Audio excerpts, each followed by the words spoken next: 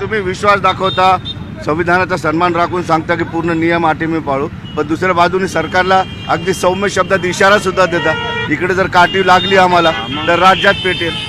पेटेल नाही म्हणलं मी. म्हणजे आंदोलन होती लोकशाही. मग अहो तुम्हाला सांगतो, जर काठी लागली ना त्यांनी बघूच नाही, मी जे बोललो ते खरं होत असतं. काठी जर लागली ना मुंबईत पोराला, तुम्हाला महाराष्ट्रातल्या मराठी इकडे आलेली दिसते.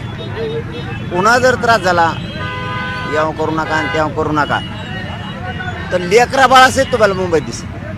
आणि जास्तच जर त्रास झाला तर सगळ्या पक्षातले मराठी 75 वर्षात पहिले तुम्हाला असं दिसते की जातीच्या स्वाभिमानासाठी आणि अस्तित्वासाठी सगळे एका बाजूला दिसतील. म्हणून जरा शब्द आयबीन लोकमतवर ध्यानात ठेवा तुम्ही. एक बी मराठा लाथाळणार डायरेक्ट पक्षाला, कोणत्या सत्ताधाऱ्यातला नाही आणि विरोधातला एकही मराठा तुम्हाला घरी नाही दिसतात.